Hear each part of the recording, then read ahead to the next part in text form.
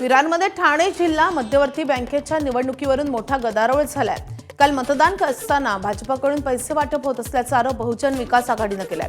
भाजपच्या कार्यालयात पैशांची पाकिट आणि मतदार यादी वाटप सुरू असल्याचा आरोप करत उपसभापती निशाद सोरघे, माजी सभापती प्रशांत राऊत यांनी धाव घेऊन पाकिटे जप्त केली आणि पोलिसांच्या स्वाधीन केली।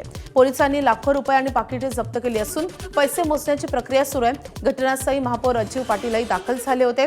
पुढील तपास सुरू आहे।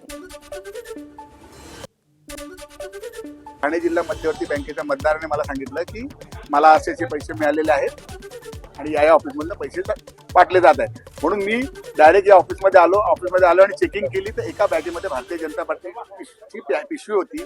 त्या पिशवीमध्ये पाकिटं होती, जवळजवळ 20 ते 25 पाकिटं होती। ती मी काढली, मी पोलीस स्टेशनला फोन केला, त्याच्याबरोबरच त्याच्यामध्ये आपली ठाणे जिल्हा बँकेची यादी मिळाली।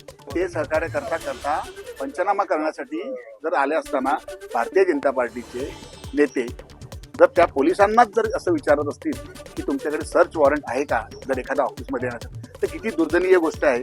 तर इलेक्शनला जसं होतं ना, करतो कोण आणि आरोप करायचं दुसऱ्यावर, ही परिस्थिती आहे। आज आम्हाला कुठल्याही प्रकारचा पोलिसांनी आलेले आहेत, ते त्यांच्या बॅगेमध्ये दिले, त्यांचे क्लेरिफिकेशन ते देतील बँकेतनं कुठून पैसे काढलेत, त्याचं काय केलंय ते, आणि कुठलाही एकाही मतदार आम्ही आरोप केला की मतदाराला इकडे बोलून पैसे दिले। माझ्याकडे सीसीटीव्ही कॅमेरा आहे, त्या सीसीटीव्ही कॅमेऱ्याचे फुटेज आम्ही तुम्हालाही देऊ शकतो, तुम्ही पत्रकारांनाही देऊ शकतो आणि पोलिसांनाही देतो। त्यांनी चेक करावं कुठला मतदार इकडे आला आणि आम्ही त्याला पैसे वाटले।